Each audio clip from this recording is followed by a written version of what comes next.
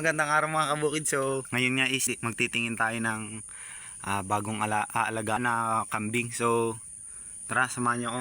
Kasama ko nga pala yung aking misis. Tsaka ito ay batang makulit. So, ayan, samahan niyo kami.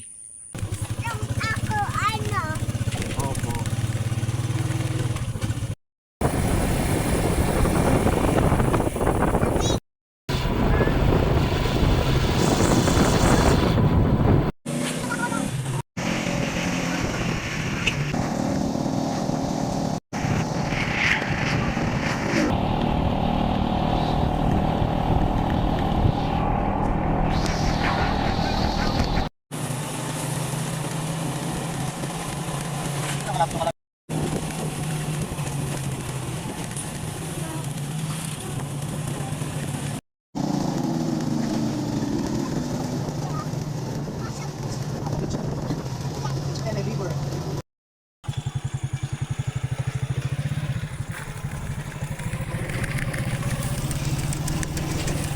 Ayun nga, so wakas at sa mahigit 20 minutes nating travel is narating din natin ang JS Goat Farm dito sa aming lugar. So ito, at naghihintay na nga dyan si Madam sa oras na yan.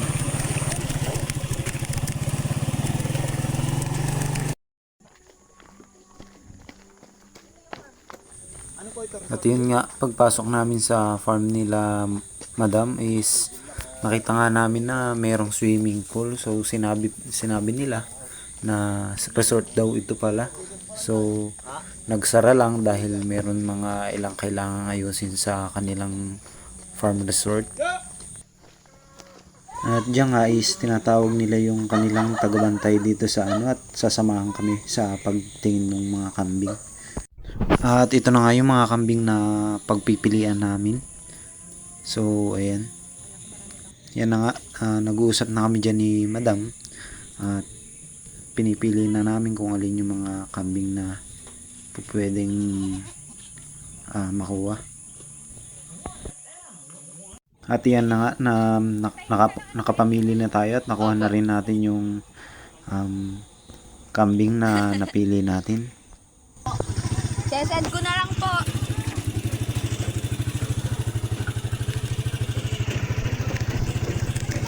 So yun nga, naisakay na namin yung kambing namin at medyo parang gusto pa yata niyang tumalon, kaya huminto kami saglit.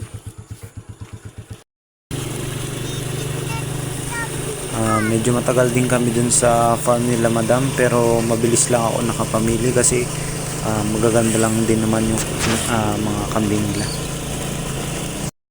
Mga kabukid, bali nandito na, karating na kami sa dadali na natin siya sa bahay. So madali lang siya hilain.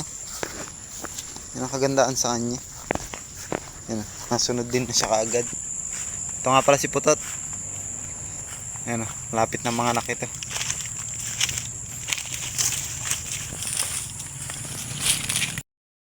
So yun, mga kabukid, bale ito na. Dito muna natin siya pinasok sa bahay kasi gagawin pa natin siya ng kulungan niya or bahay. So ang sabi din sa binilhan ko nito is buntis daw siya, buntis daw ito. Yan o.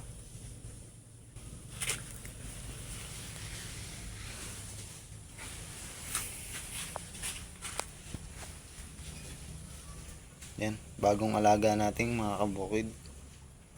Yan lang mga kabukid, maraming salamat sa panonood ninyo.